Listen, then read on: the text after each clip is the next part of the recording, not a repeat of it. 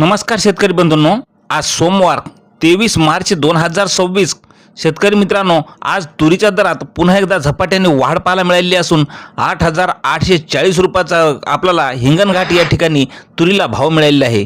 मग संपूर्ण महाराष्ट्रात काय मिळत आहे तुरीला बाजारभाव पहा लगेच आपल्या चॅनलच्या माध्यमातून वेळ न लावता करूया सुरुवात। पहिली बाजार समिती हिंगणघाट आवक आलेली आहे 1,395 क्विंटलची। कमीत कमी दर मिळाला 6,500 रुपयाचा, सर्वसाधारण दर मिळाला 8,400 रुपये, तर जास्तीचा दर मिळाला 8,840 रुपये। यानंतरची बाजार समिती आहे सावनेर। लाल तुरीला आवक आलेली आहे 1,232 क्विंटलची। कमीत कमी दर मिळाला 6,900 रुपये, सर्वसाधारण दर मिळाला 7,300 रुपये, तर जास्तीचा दर मिळाला 7,527 रुपये। यानंतरची बाजार समिती आहे वरोड। लाल तुरीला आवक आलेली आहे 115 क्विंटलची। कमीत कमी दर मिळाला 6,500 रुपये, सर्वसाधारण दर मिळाला 7,115 रुपये, तर जास्तीचा दर मिळाला 7,350 रुपये। मित्रांनो, यानंतरची बाजार समिती आहे वरोरा। लाल तुरीला आवक आलेली आहे 37 क्विंटलची।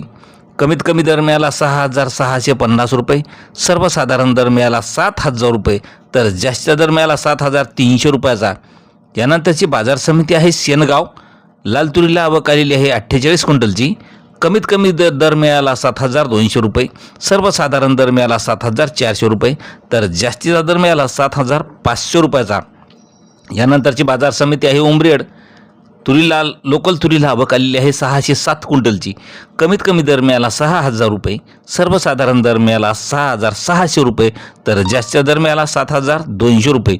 मित्रांनो, यानंतरची बाजार समिती आहे बारामती सुपे। पांढऱ्या तुरीला आवक आलेली आहे 5 क्विंटलची। कमीत कमी दर मिळाला 5,000 रुपये, सर्वसाधारण दर मिळाला 6,850 रुपये, तर जास्तीचा दर मिळाला 7,000 रुपयाचा। तर मित्रांनो, असे दररोजचे तुरीचे बाजारभाव पाहण्यासाठी चॅनलला सबस्क्राईब करायला विसरू नका। धन्यवाद।